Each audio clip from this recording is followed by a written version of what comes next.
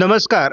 आपण मान्सून 2025चा अंदाज यापूर्वी 26 जानेवारीला बघितलेला आहे. मात्र आपण पुन्हा एकदा सविस्तर आकडेवारीनिशी हा अंदाज सादर करणार आहोत. आपल्या अंदाजानुसार भारतामध्ये 102% पाऊस मान्सून 2025ला असेल, तर महाराष्ट्रात हे प्रमाण 103% वर जाण्याची शक्यता आहे. हा अंदाज आपण विभागवार जर महाराष्ट्रामध्ये बघायचं झालं, तर कोकणात तो 105%, मध्य महाराष्ट्रात 103%, पश्चिम महाराष्ट्रात 102, विदर्भात 104%, मराठवाड्यात 102 आणि उत्तर महाराष्ट्रात 102% पाऊस असण्याची शक्यता आहे. म्हणजे याचाच अर्थ मराठवाडा आणि उत्तर महाराष्ट्रात पावसाची घट नोंदली जाईल. साधारणपणे आपण असं बघतो की विंटर सीझन म्हणजे जानेवारी फेब्रुवारीमध्ये सरासरी 0.70% पाऊस पडतो आणि तो आता 0.75% पडण्याची शक्यता फेब्रुवारीमुळे आहे. मान्सूनपूर्व मार्च ते मे या दरम्यानचा पाऊस हा 8% असतो, तोही 7.5% पडण्याची शक्यता आहे. पोस्ट सीझन म्हणजेच ईशान्य मान्सूनचा पाऊस हा साधारणपणे 27% असतो. आता तो यावर्षी देखील 26% मजल मारेल असा अंदाज आहे. आता महत्त्वाची बाब म्हणजे मान्सून साधारणपणे कधी दाखल होईल. महाराष्ट्रामध्ये मान्सून 7 ते 11 जूनच्या दरम्यान संपूर्णपणे महाराष्ट्र व्यापेल. मुंबईत तो साधारण 7 ते 8 तारखेलाच दाखल होईल असा आपला अनुमान आहे. यावर्षी मान्सून 2025च्या दरम्यानच्या काळात 5 चक्रीवादळं, 4 डिप्रेशन आणि 7 ते 8 कमीदाब निर्माण होण्याची शक्यता आहे. हा साधारणपणे अभ्यासाचा भाग आहे. यामध्ये थोडीफार आकडेवारी मागे पुढे होऊ शकते, परंतु जवळपास हे अनुमान पूर्ण होईल. मान्सून 2025मध्ये एकूण जे पाणी प्रकल्प आहेत त्याच्या बहुतांश पाणी प्रकल्पांमध्ये 80 ते 90% पाणी येणारच आहे. परंतु जे मुख्य पाणी प्रकल्प असतात, जे कोकणातील पावसाच्या पाण्यावर आधारित असतात किंवा मुंबईच्या परिसरात असलेले सर्व पाणी प्रकल्प, कोल्हापूर विभागात असलेले पाणी प्रकल्प, पुणे जिल्ह्यात, नाशिक जिल्ह्यात असलेले पाणी प्रकल्प हे पूर्ण क्षमतेने भरणार आहेत. मात्र पावसाचं असमान वितरण असल्यामुळे जे छोटे पाणी प्रकल्प काही मराठवाड्यातील असतील, उत्तर महाराष्ट्रातील असतील किंवा पश्चिम महाराष्ट्रातील असतील, ते देखील 70 ते 80% भरण्याची शक्यता आहे. त्यामुळे फार घाबरून जाण्यासारखी परिस्थिती नसते. साधारणपणे आपण मान्सूनच्या 4 महिन्यामध्ये जून ते सप्टेंबरच्या दरम्यान कसं पावसाळी प्रमाण असेल, तर याविषयी आपण पूर्वीच्या अंदाजात सांगितलेलंच आहे.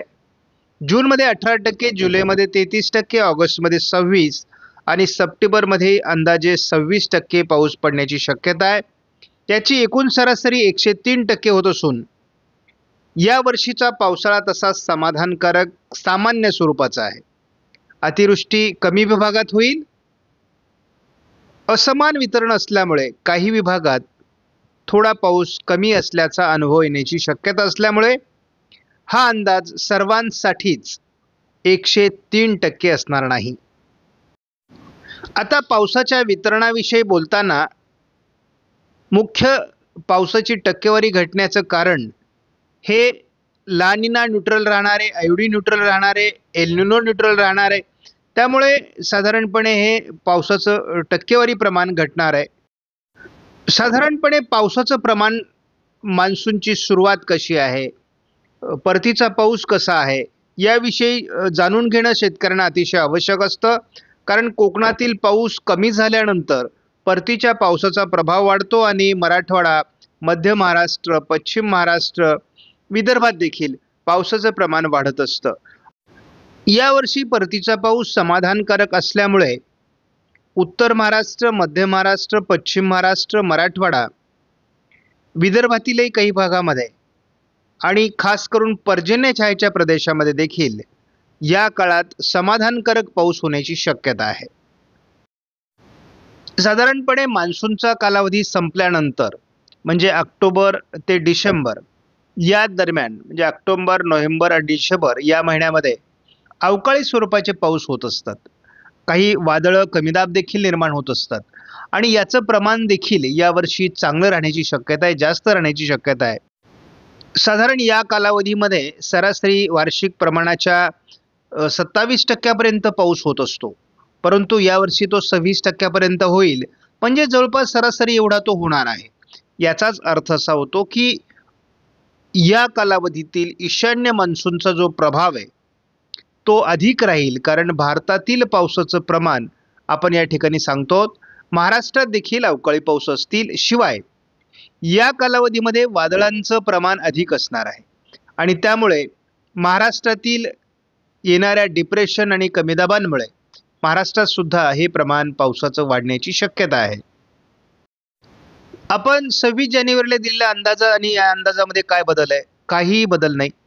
फक्त आपण त्या अंदाजामध्ये असं म्हणालो होतो की हा घाईघाईत दिलेला अतिशय कमी आकडेवारीचा अंदाज आहे.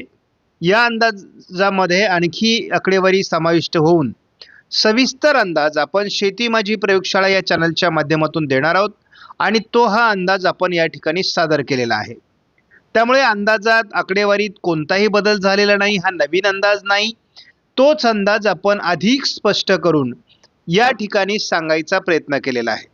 त्यामुळे आपला यावर्षीचा मान्सून 2025चा अंदाज नेमकी काय आहे हे आपल्या शेतकऱ्यांच्या सभासदांच्या लक्षात यावं, या हेतूने आपण हा अतिशय सविस्तर आणि स्पष्ट अशा प्रकारचा अंदाज दिलेला आहे. शेवटी अंदाज हा अंदाज असतो, त्यामध्ये आकडेवारी मागे पुढे होत असते. आपण पुढील अंदाज हा 1 मे रोजी पुन्हा अपडेट करणार आहोत, कारण साधारणपणे स्कायमेट आणि IMD यांचे अंदाज जाहीर होतात, जागतिक संस्थांचे अंदाज जाहीर होतात आणि त्यामुळे त्यावर आधारित आपला अंदाज 1 मेला आपण पुन्हा प्रसिद्ध करणार आहोत. माझ्या व्हॉट्सअप नंबरवर आपलं शंका समाधान या अंदाजासंदर्भात केलं जाईल. धन्यवाद. जय हिंद, जय महाराष्ट्र, जय बळीराजा.